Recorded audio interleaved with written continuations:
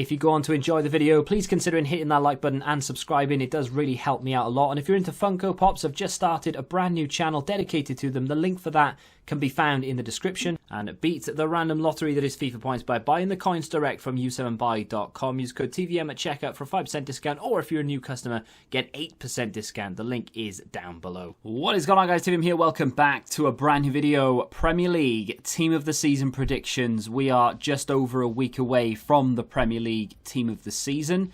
I think the EFL comes first, as well as what other league was it? I can't remember what league it was. Most consistent, I think, and the EFL together. Anyway, let's get into the first player from the Premier League. There's a lot to get through here. These are the least likely, but still could possibly happen kind of cards. Lingard with 9 goals and 3 assists and a 7.4 match rating. The only problem with Lingard is he only played 10 games. Well, when I made the card, he only played 10 games. So it's an outside chance. As is James Rodriguez, kind of the opposite to Lingard, actually. 6 goals, 4 assists, 7.5 match rating, which is fantastic, by the way. But he did most of that in the first half of the season. Was out injured for a large period. He's back now, but yeah, outside chance. Moving on to Ollie Watkins, a very consistent player for Aston Villa this season. Got himself an inform or two. 12 goals, 3 assists, 7.04 match rating. The only reason why this is an outside chance is just because we have so many attackers that have done just that little bit more, even though he's had a fantastic season. Ward-Prowse of Southampton with 7 goals, 5 assists. He's kept 9 clean sheets, if you can technically class him as keeping those himself, and he's played a 7.21 match rating, which is absolutely superb. Very consistent. He's done very well for Southampton, so definitely in the running, as is Maddison. Leicester are going a little bit under the radar this year. They're doing it again. They're not obviously going to win the league, but they are up there. 8 goals, 5 assists, 7.27 match rating, which is superb. Maybe could have got a little bit more in terms of goal contributions, like assists and stuff, but still definitely within a chance. This is a little bit more of a chance, but still probably outside of the main 11. Mason Mount, 6 goals, 4 assists, 7.42 match rating. That is massive. He has a huge chance of getting a Team of the Season card. There are players ahead of him, but still. Marcus Rashford is up next. Now, he probably will get one. Not necessarily because he deserves one, but because he is Marcus Rashford. 10 goals, 8 assists, only a 6.95, one of the lowest overall ratings we have in the entire candidates. In fact, it may be the lowest rated. Moving on to Gundogan, he's done well recently. I mean, he's been consistent all season, but he's done really well recently. 12 goals, 1 assist, 7.36 match rating. You'd expect that to be the way around, wouldn't you? 1 goal, 12 assists. But no, this guy scores goals for fun. 2 more players in contention in this little group. We have Dallas, who's been playing mainly as a central midfield player this season. 7 goals, 2 assists. He's made 68 tackles. He's got 9 clean sheets and played a 6.95, which is the same as Marcus Rashford, actually. So both of those are joint bottom of the Team of the Season candidates, but still within a shout. And of course, Kurt Zouma, 5 goals, 7 clean sheets, 7.21 match rating. Good performance from him throughout the season. Doing very well, and that would be an absolutely stupendous card. Fair play, that would be really good. But those are all of my sort of honourable mentions, within a chance kind of cards. Now we get into the meat of the potato with Mendy. 14 clean sheets, 46 saves, which is, it's decent, the saves, but I mean, you can't really judge a keeper on the amount of saves they make, because it could just be that they don't, Chelsea don't concede that many shots. But 14 clean sheets speaks for itself, as does Martinez with 14 clean sheets. He has made 113 saves. This is the most deserving goalkeeper in the Premier League, because I have one more to show you, and he has made half the saves that Martinez has. So he has done very well to keep 14 clean sheets. Moving on to finally Ederson. 96 rated potentially, or maybe even higher, but 17 clean sheets, 51 saves. He does have 1 assist to his name as well, which is quite impressive. But yeah, he'll probably get it, but I think Martinez deserves it more than all 3 of those goalkeepers. Let's move on to the defenders. Aaron Cresswell with 7 assists, 10 clean sheets and a 7.09 match rating. He's done very well for West Ham. I find it very difficult, actually, to pick certain West Ham players, because it's not going to be a full Team of the Season of West Ham players, but them and Aston Villa deserve massive props. Moving on to Ayling of Leeds with 8 clean sheets, 83 tackles, which is quite impressive, and then a 7.05 match rating. All above 7s from here on out, apart from maybe one player in the midfield, which people are going to laugh at me for, no doubt. But AYLING definitely up there with a shout.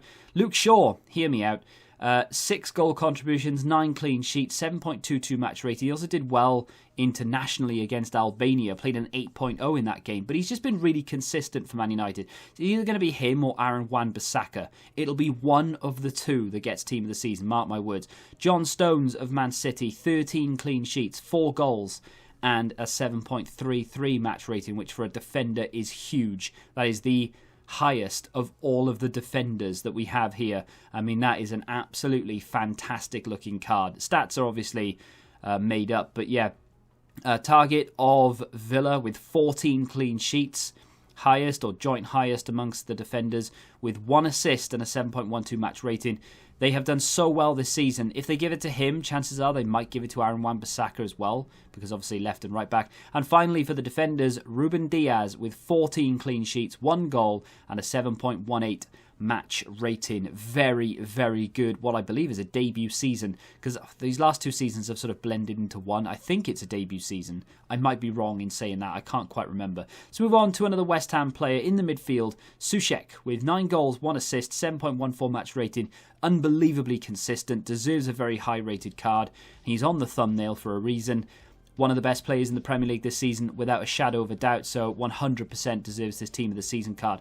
This guy could potentially be a Silver Star team of the season if they decide to do them. They did it last year with Summer Heat. They could do it again.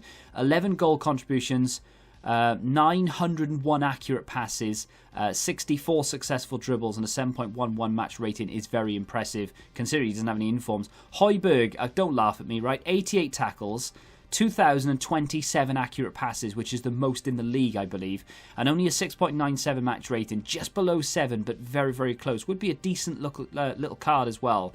I think he deserves a shout.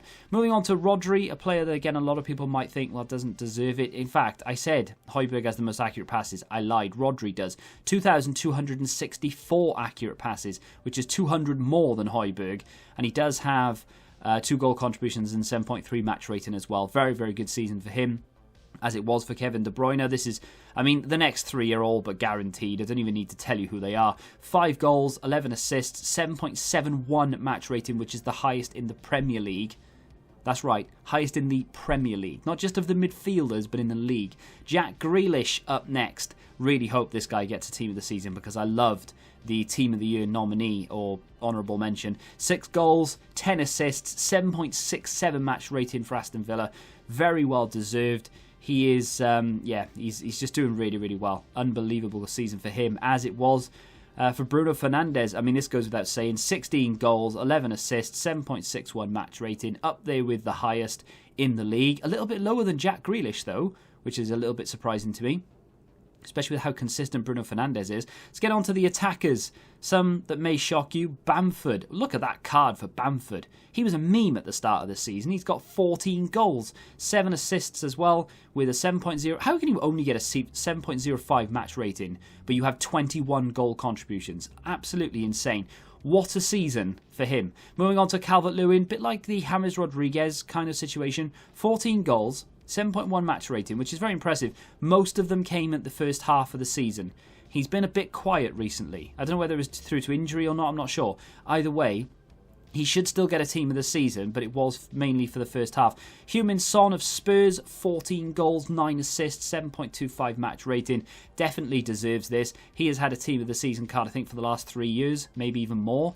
But doesn't show signs of slowing down, that's for sure, and should get another one. And the penultimate player is going to be Mo Salah. Liverpool have not done very well this season, but Mo Salah has been consistent with 19 goals so far, 3 assists and a 7.19 match rating, which is not the highest considering the amount of goal contributions, but still very impressive. And finally, speaking of impressive, Harry Kane, 21 goals, 13 assists, which is the most impressive thing about that, if you ask me, and a 7.69 match rating, which puts him only slightly behind Kevin De Bruyne as the highest rated player in the Premier League. Wow, what a card. And what a selection of players we have for the Premier League. I did a lot of research on that. I went back and forth. I checked it 2 or 3 times. The stats, they're obviously all unofficial. They're all guesses. They're all wrong. But you get the idea. Those are the players I've got on the list. There are one or two I could have put down, maybe even more than one or two I could have written down. But I didn't, because I would literally have been here until the team of the season was released, because that's how long the video would have been. But those are the ones that are head and shoulders above everybody else. If you think I've left anybody out, feel free to let me know. If you could handpick one of those players to be in your team, untradeable at the start of team of the season, who would it be and why? If you have enjoyed the video, hit the like button, subscribe to the channel if you do, and until the next time, goodbye.